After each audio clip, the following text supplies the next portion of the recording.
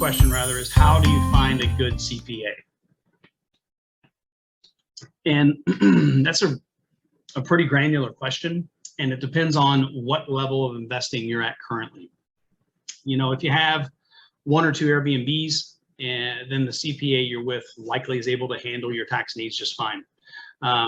However, as you grow, you'll notice that your tax planning, your estate planning, your asset protection, your entity formation, all of this kind of runs together.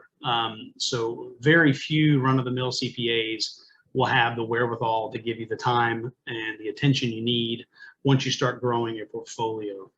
So even if you invest in just several limited partnerships and have tons of K1s, you'll find more than your preparer after a few years in this space. You know, I've kind of said this before, your mind follows your money. So you're going to learn quite a bit if you put your money into something. And, you know, one thing I always tell people is don't pay your CPA's tuition.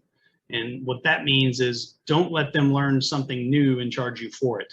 And by all means, I'm not saying don't pay your CPA. Definitely pay your CPA. I'm just saying you should pay for their experience, not their tuition.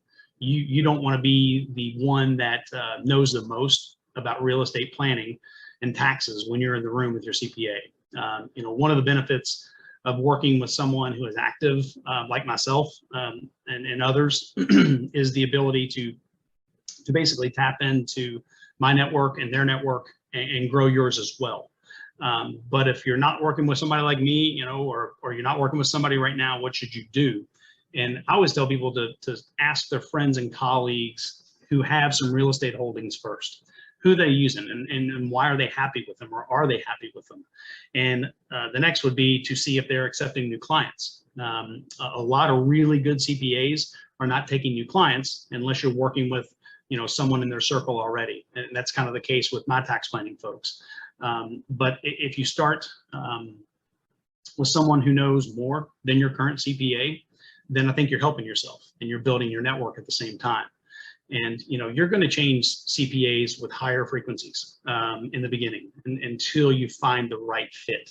But don't let that discourage you, because it's a very, very important relationship, and it's vital to have that synergy. But I would, you know, interview the CPA. I would ask him or her a few questions, and, you know, I don't have a litany of questions, but the main thing I want to know is what percentage of their practice is business owners and real estate investors. And I really want a percentage. They should know this. And if they don't have over 50%, I stop the conversation right there, because they're not going to be worth the money I'm going to be paying them.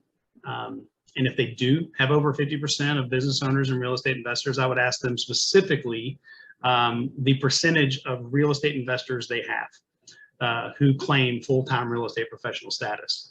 And this tells you 2 things.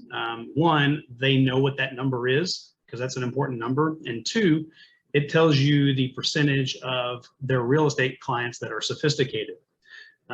If they have a large number of sophisticated investors watching out for their own interests, it's going to make a tax preparer sharper, and it's going to benefit you.